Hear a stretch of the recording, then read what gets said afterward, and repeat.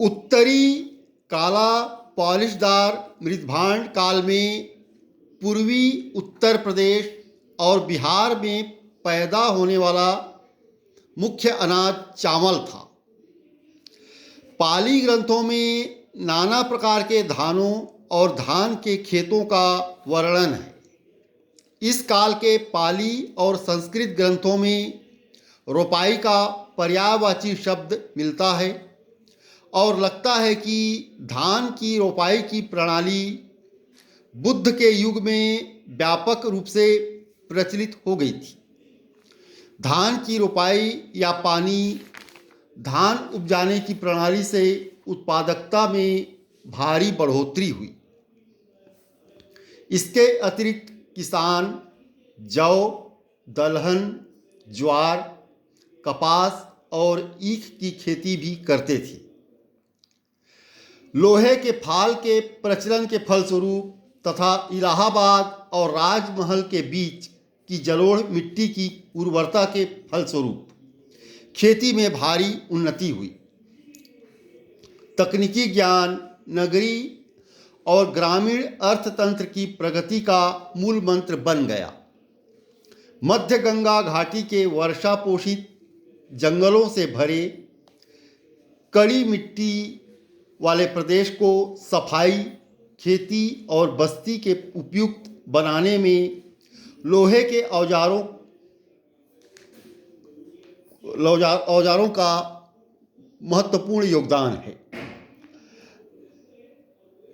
राजघाट में मिले कुछ औजारों से प्रकट होता है कि वे सिंहभूम और मयूरभंज में मिलने वाले लौह अयस्क से बनाए गए थे। इस प्रकार स्पष्ट होता है कि लोग देश की समृद्धतम लोहा खानों से परिचित हो गए थे और इससे शिल्प कर्म और कृषि कर्म के लिए औजारों की उपलब्धि अवश्य ही बढ़ी होगी।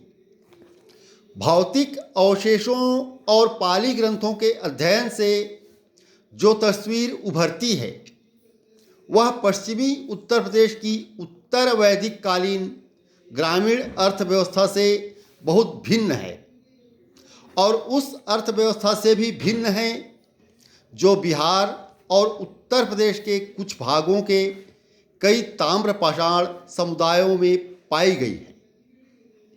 इसी क्षेत्र में हमें समुन्नत खाद्य उत्पादक अर्थव्यवस्था मध्य गंगा मैदानों की जलोढ़ मिट्टी पर फैलती हुई सबसे पहले दिखाई देती है। यह ऐसी अर्थव्यवस्था थी जिससे न केवल सीधे उत्पादकों का भरण पोषण होता था बल्कि ऐसे बहुत सारे अन्य लोगों का भी हिस्सा होता था जो न किसान थे न शिल्पी। इस अर्थव्यवस्था से करों की नियमित वसूली और लंबे समय के लिए सेना का रखरखाव संभव हुआ और इसी से ऐसी परिस्थिति का निर्माण हुआ जिससे बड़े बड़े जनपद राज्य बन और टिक सकते थे और इसी अर्थव्यवस्था से राजनीतिक स्वरूप में परिवर्तन हुआ। जन या कबीला से जनपद और जनपद से महाजनपदों का निर्माण संभव हुआ, प्रक्रिया प्रारंभ हुई। एक राजनीतिक स्वरूप में क्रांतिकारी परिवर्तन हुआ।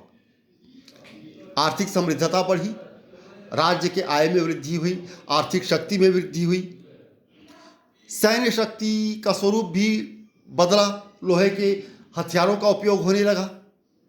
इसके अलावा इसे उत्तर काला पॉलिशदार मृदभांड युग को द्वितीय नगरीकरण की संज्ञा भी दी जाती है।